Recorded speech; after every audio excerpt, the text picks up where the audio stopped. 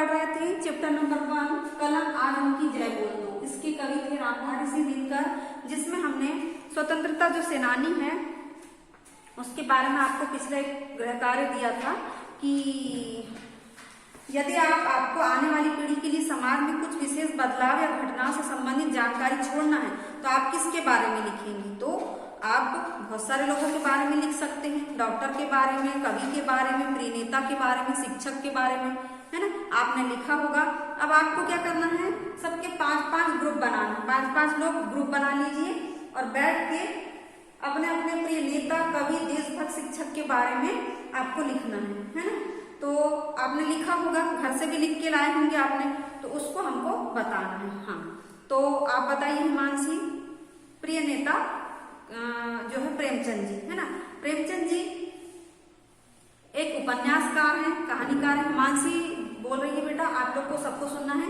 प्रेमचंद जी एक जो लेखक हैं, उपन्यासकार भी हैं, कहानीकार भी हैं, है ना। इन्हें उपन्यास सम्राट कहा जाता है, कहानी सम्राट भी कहा जाता है, कहानीकार भी कहा जाता है, कहा गया है, क्योंकि इन्होंने बहुत सी कहानियां लिखी हैं और बहुत अच्छी अच्छी गांव से संबंधित पारिवारिक, सामाजिक और समाज में जो मतलब जो बुराइयां हैं उस पर लिखी गई है। तो उनसे हिमांशी का कहना है कि हम उनसे सीख लेंगे कि जिस तरह कवि प्रेमचंद जी ने अपने समाज की बुराइयों को दूर करने का प्रयत्न किया, उसी तरह हम भी अपने समाज के लिए जो भी बुराइयां हैं उनकी उसको दूर करने का प्रयत्न करेंगे। बहुत बढ़िया हिमांशी, है ना, सभी लोग ताली बजाएंगे। अब देखिए कवि, है ना, कवि जो है अब अनमोल बताएगा कवि के बारे में, है ना, किसी एक कवि के बारे में जो आपको बहुत अच्छे लगते हैं। मान के चलो कि हमने रामधारी सिंह दिनकर जी के बारे में बताया। ये क्या है, एक राष्ट्र कवि है ना। इन्होंने बहुत सी राष्ट्र से संबंधित कविताएं लिखी, है ना। और साथ ही साथ जो राष्ट्र कवि होते हैं तो उन्होंने जैसे यहाँ पर लिखा कलम आज उनकी जय बोल दो। कलम को एक शक्ति के रूप में माना है ना, कि उससे हमको शक्ति मिलती है। अगर किसी ने कोई विचार लिख दिया तो उसके विचार को पढ़ के हमको ताकत मिलती है कि हम भी कुछ समाज के लिए, देश के लिए कुछ करना चाहते हैं, है ना।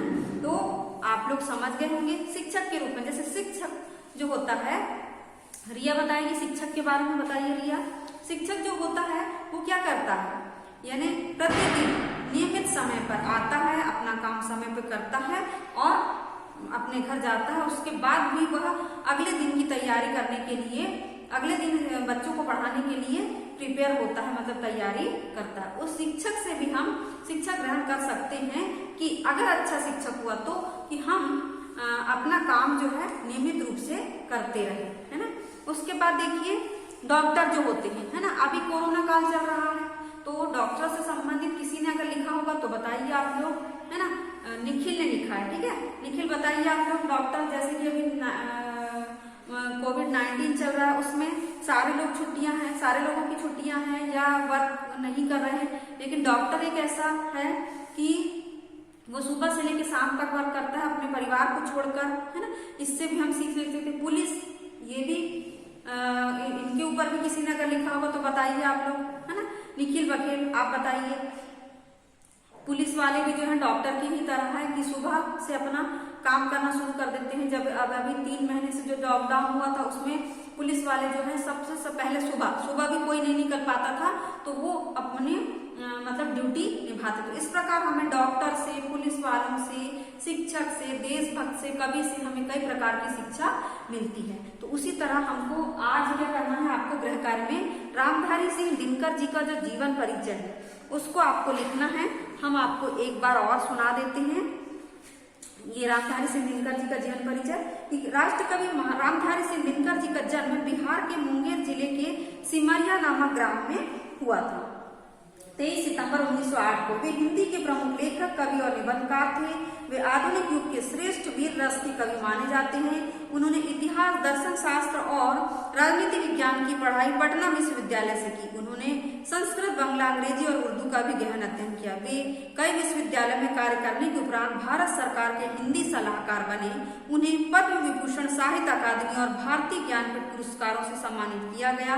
उनकी प्रमुख रचनाएं रश्मिरथी, परशुराम की प्रतीक्षा, उर्वशी, संस्कृति के 4 अध्याय आदि। और 24 अप्रैल 1974 को उनका निधन हो गया। मतलब आज आपको क्या करना है कि ये डॉक्टर के ऊपर, पुलिस वालों के ऊपर, शिक्षक, कवि और नेता, पांचों के ऊपर आप लोग फिर से एक बार 5-5 सेंटेंस लिखेंगे और हमें सेंड करेंगे कि उनके जीवन से हमें क्या प्रेरणा मिलती है और हम भी आगे उनके जैसे क्या कार्य कर सकते हैं। उसके बाद देखिए आपको गृहकार्य में रामधारी सिंह दिनकर जी का क्या करना है, जीवन परिचय लिखना है और साथ ही साथ आपको क्या करना है, ये जो 5 लोग हैं उनके बारे में भी आपको, या आपको और कोई अच्छा लगता हो तो उसके बारे में 5-5 लाइन हमको लिखकर सेंड करेंगे। तो आज की कक्षा हम यही समाप्त कर रहे हैं।